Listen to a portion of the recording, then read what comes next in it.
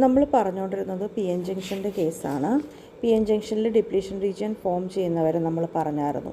ആ കൂടെ നമ്മൾ പറഞ്ഞു ഫോർവേഡ് ബയാസ് ചെയ്യുമ്പം ഡിപ്ലീഷൻ റീജിയൻ്റെ വിഡ്ത്ത് കുറയുമെന്നും പറഞ്ഞു. ഇപ്പോൾ നമ്മൾ റിവേഴ്സ് ബയാസിങ് ഡിസ്കസ് ചെയ്യുമ്പോൾ അപ്പോൾ നമ്മൾ പറയും റിവേഴ്സ് ബയാസ് ചെയ്യുമ്പോൾ ഡിപ്ലീഷൻ റീജിയൻ്റെ വിഡ്ത്ത് കൂടുമെന്ന് പറഞ്ഞു. ഇനി ഞാനൊരു കാര്യം ചോദിക്കട്ടെ, ഡിപ്ലീഷൻ റീജിയനും ഡോപ്പിങ്ങുമായിട്ട് എന്തെങ്കിലും ബന്ധമുണ്ടോ? ഇപ്പം എൻ സൈഡിലേക്കും പി സൈഡിലേക്കും ഡിപ്ലീഷൻ റീജിയൻ്റെ വിഡ്ത്ത് ഒരുപോലെ ആയിരിക്കുമോ? ഇങ്ങനെയുള്ള കുറച്ച് ക്വസ്റ്റ്യൻസ് ഉണ്ട്.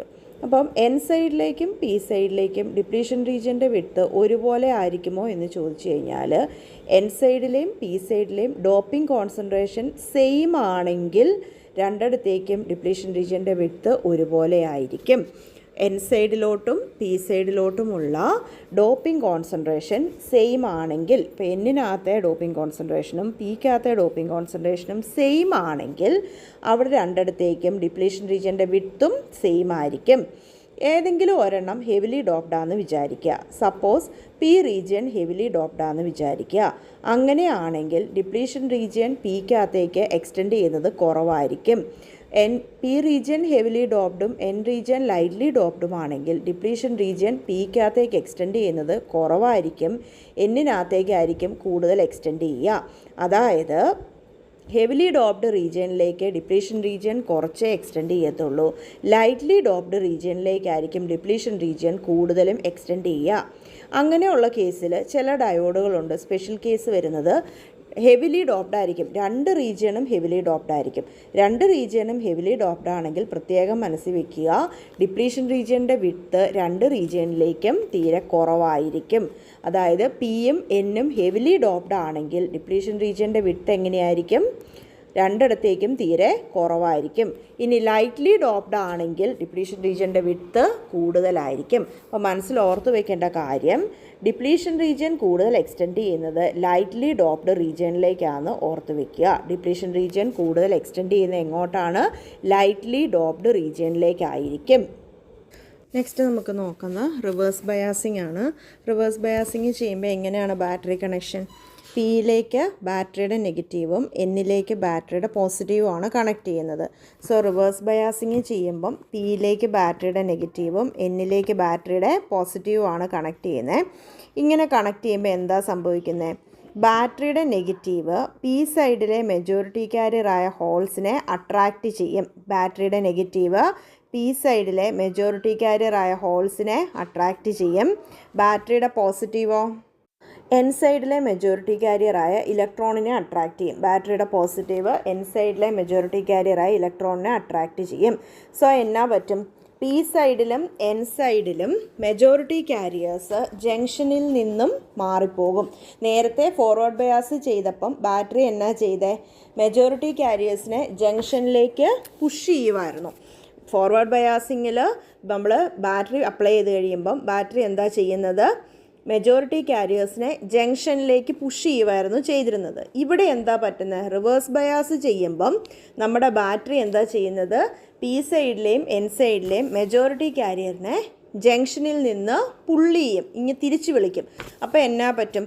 അവരിങ്ങനെ പുള്ളി ചെയ്യുന്നത് കൊണ്ട് ജംഗ്ഷനിൽ നിന്നും മെജോറിറ്റി കാരിയേഴ്സ് മൂവ് അവേ ചെയ്യും, അവിടുന്ന് മാറിപ്പോകും. സോ ഇവിടെ റിവേഴ്സ് ബയാസിങ്ങിൽ നമ്മുടെ ബാറ്ററി എന്താ ചെയ്യുന്നത്? മെജോറിറ്റി കാരിയേഴ്സിനെ ജംഗ്ഷനിൽ നിന്നും പുള്ളി ചെയ്യുവാണ് ചെയ്യുന്നത്. പുള്ളി ചെയ്യുമ്പം മെജോറിറ്റി കാരിയേഴ്സ് ജംഗ്ഷനിൽ നിന്നും മാറിപ്പോകും. That means majority carriers move away from the junction. അങ്ങനെ വരുമ്പം ജംഗ്ഷനിൽ എന്ത് പറ്റില്ല? ജംഗ്ഷനിൽ മെജോറിറ്റി കാരിയേഴ്സ് റീകോമ്പിനേഷൻ നടക്കില്ല, അല്ലെങ്കിൽ മെജോറിറ്റി കാരിയേഴ്സ് ജംഗ്ഷൻ ക്രോസ് ചെയ്യത്തില്ല. അങ്ങനെ വരുമ്പം കറണ്ട് ഫ്ലോ ചെയ്യുമോ? ഈ മെജോറിറ്റി കാരിയേഴ്സ് കാരണമുള്ള കറണ്ട് ഫ്ലോ ചെയ്യത്തില്ല. ഇതിനെയാണ് റിവേഴ്സ് ബയാസ് എന്ന് വിളിക്കുന്നത്. പക്ഷേ ഈ റിവേഴ്സ് ബയാസിങ്ങിൽ എന്നാ സംഭവിക്കും?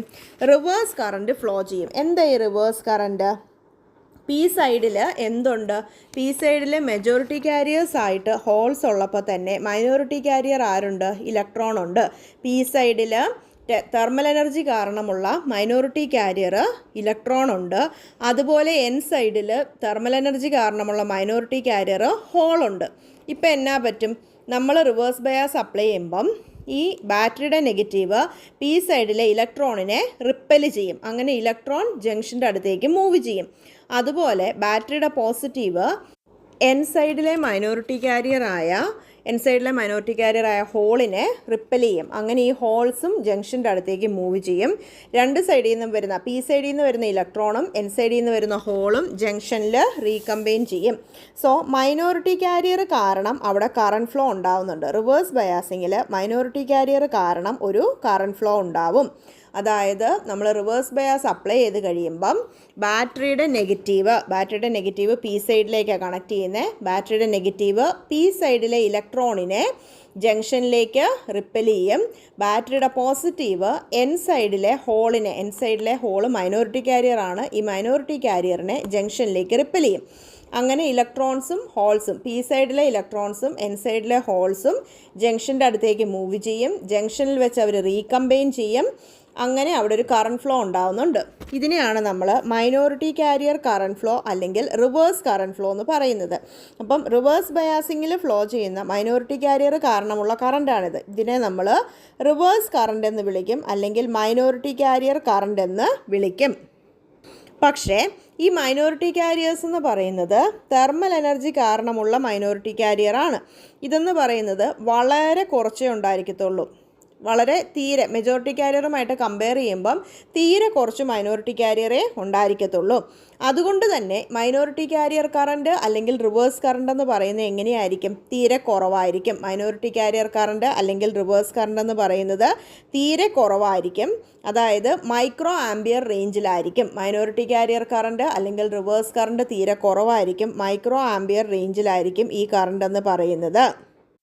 ഇനി നമുക്ക് റിവേഴ്സ് ബയാസ്ഡ് പി എൻ ജംഗ്ഷൻ്റെ ക്യാരക്ടറിസ്റ്റിക്സ് നോക്കാം.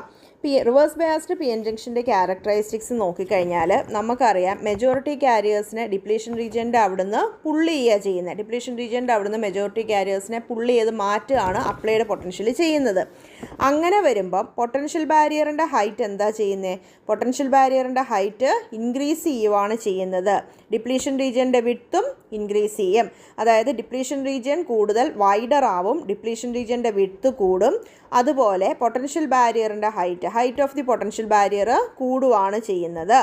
ഇനി റിവേഴ്സ് ബയാസിൽ ഹൈ റെസിസ്റ്റൻസ് ആയിരിക്കും. Reverse biased junction very high resistance ആണ് കറണ്ട് ഫ്ലോയ്ക്ക് ഓഫർ ചെയ്യുന്നത്.